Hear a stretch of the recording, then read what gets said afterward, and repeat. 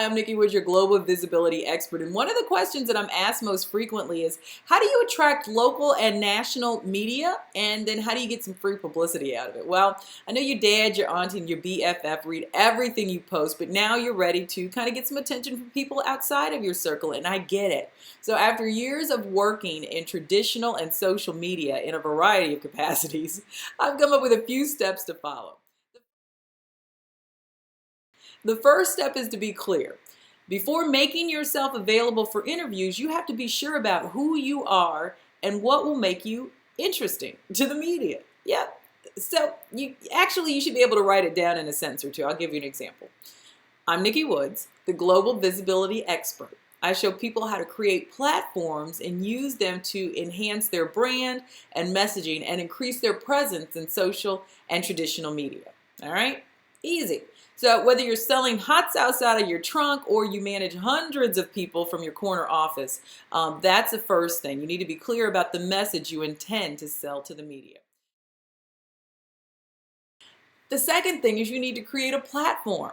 No media representative will take you seriously if you don't have either a website or a blog. These are vital platforms for achieving global visibility. Developing a platform that will attract your target audience gives you credibility and establishes you as a real player. The next thing is you need to be consistent. Once you're clear about your message to the media, you have to consistently present that message. I suggest getting an online press kit. More than 90% of journalists and other media decision makers as well prefer to get their information from the web, and yes, I am one of them.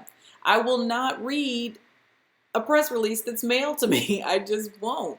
Make sure yours includes pertinent information about you. This is your online media kit, your product, your service, or business. Your contact information should be correct and easy to spot as well. I Google people now. I Google you, so you should have an online footprint. You need to be ready. When you hear or read polished interviews that seem ad-lib, don't think that those responses are not well thought out, rehearsed, and sometimes even prepared by someone else. Whether you practice a few sound bites on your own or hire a media coach and a writer, it's the end result that matters. The more interviews you do, obviously, the better you'll get at the process, but you do have to begin somewhere. So accept as many offers and opportunities as you can, and those that you think will benefit you. But small, you should not necessarily overlook. Being ready goes a long way to getting asked back for more interviews. And ask questions. Producers will be happy to help you make the interview go well. It benefits them too.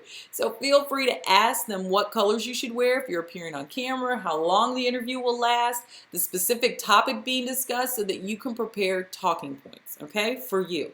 You want to be prepared. And then lastly, you need to be able to tell them what you bring. If you have a big social media following, not only are you getting free publicity from the person interviewing you, you become an asset to them too. So let them know without sounding pretentious what you bring to the table. Remember, your goal is to get more than a one-time shot. If you pre-promote your appearance, print, or online interview, post the finished project on your website and all of the social media sites you use and blog about it. There is a very good chance that they'll seek you out again because, like I said, you now have become an asset to them. I will tell you that your online influence will be a huge determinant for media decision makers, publishers, and producers. When they Google you, there ought to be plenty out there for them to see. And you should try it. Google yourself and see what comes up. And then start taking steps to make sure that you're providing what the media needs so that they can provide you with national media coverage and free publicity. So every time you do an interview, you're quoted in an article, no matter how insignificant you may think it is. If it represents you well, it should be online. Your global visibility can't depend solely on what the media does for you. It's a two-way street, and you win by learning to use social media and your online platform and footprint to your advantage.